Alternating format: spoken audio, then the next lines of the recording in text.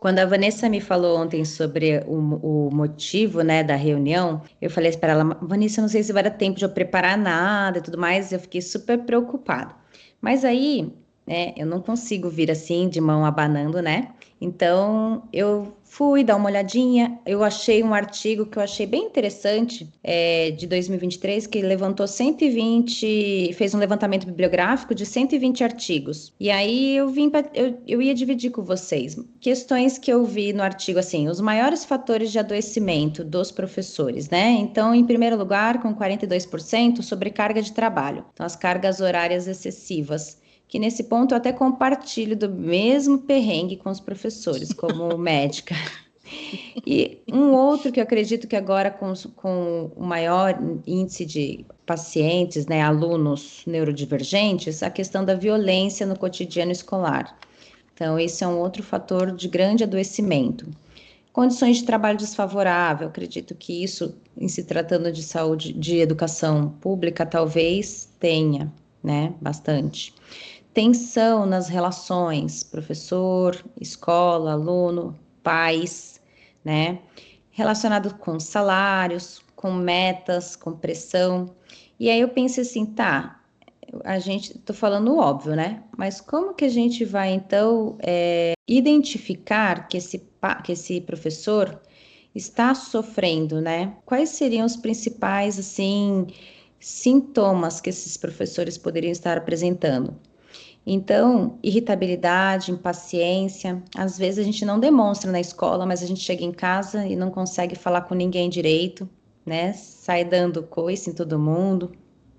Ansiedade, preocupação excessiva, né? Excesso de futuro na nossa cabeça, dificuldade de concentração, insônia, distúrbios do sono, que faz parte também do tratamento, da prevenção, né, de doenças de saúde mental. Às vezes essa insônia está relacionada muito também com a quantidade excessiva de dispositivos, né, disso aqui, ó, que a gente tem o tempo todo na mão. Uma fadiga constante, então aquele professor que está sempre cansado, acorda cansado, uma tensão muscular mais elevada, dores de cabeça frequentes, mudanças no apetite, isso é para mais ou para menos.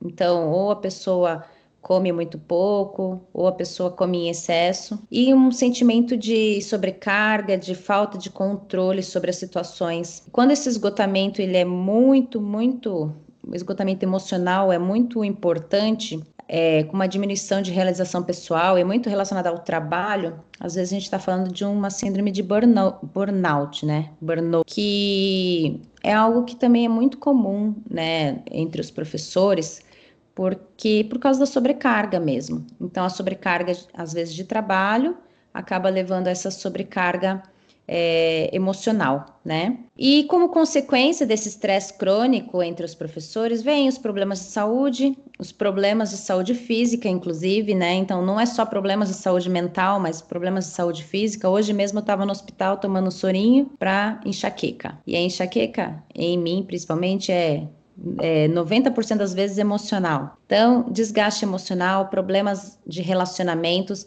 e às vezes não só relacionamentos pessoais, às vezes relacionamentos interpessoais na escola. Então, começa a ter mais conflitos, né? Começa a ter mais absenteísmos e rotatividade, né? Maior rotatividade por conta desse estresse crônico. E isso que a Vanessa está fazendo é uma estratégia de apoio emocional. Não sei se ela sabe, mas é uma estratégia de apoio emocional.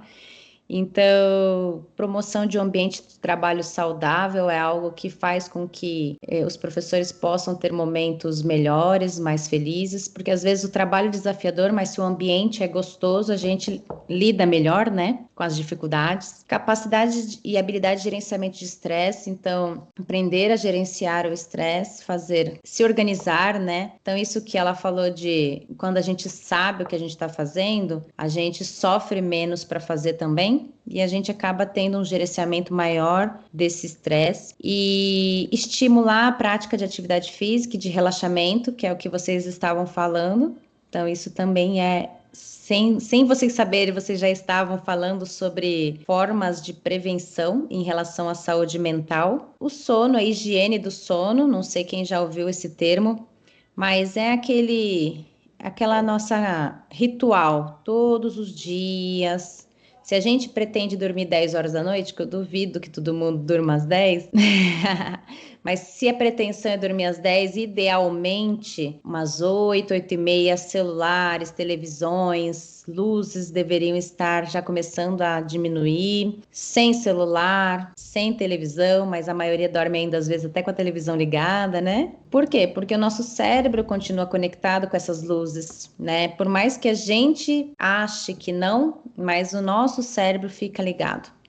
Então, isso favorece a ansiedade, favorece o estresse, favorece com que a gente não se desconecte e isso também faz com que o nosso cérebro não se desconecte. E dentre as medidas de autocuidado que eu tinha colocado aqui para vocês, é a prática de mindfulness e meditação, porque essas práticas, de fato, elas melhoram as endorfinas, melhoram serotonina, diminuem hormônios como a noradrenalina e a adrenalina, que são relacionados ao estresse, fazem com que o nosso sistema nervoso parasimpático, que é aquele que fica mais tranquilão, ele esteja mais ativo do que o simpático, que é o da luta e fuga. Enfim, então essas medidas, né, uma alimentação saudável, um descanso adequado, né?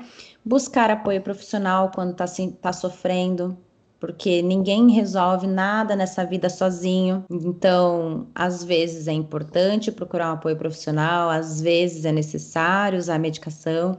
E eu sei que na vida, no mundo acadêmico, às vezes tem muita, eu não vou falar recusa, que não é essa palavra que eu quero achar, mas tem muito assim preconceito. Então, Resistência, né? Resistência. resistência, isso, é um preconceito de, eu não sou louca, mas isso é um total preconceito. Às vezes é necessário, a tal da bengala, às vezes ela é necessária, ela ajuda, né? É aquela coisa, a gente tem que passar às vezes pelas coisas, mas a gente não precisa passar sofrendo, né? A gente pode passar de uma forma um pouco mais amena. Aprender a estabelecer limites. Então, isso é algo até que eu, enquanto neurodivergente, tenho muita dificuldade. Então, até que horas trabalhar, até que hora, até quando falar, aprender a falar não, isso também nos ajuda a manter a nossa saúde mental em dia. Desenvolver habilidades de resolução de problemas. Então, é o que a Vanessa falou no início, a gente não consegue resolver tudo, mas a gente sabendo disso, a gente não abraça o que a gente também não consegue resolver.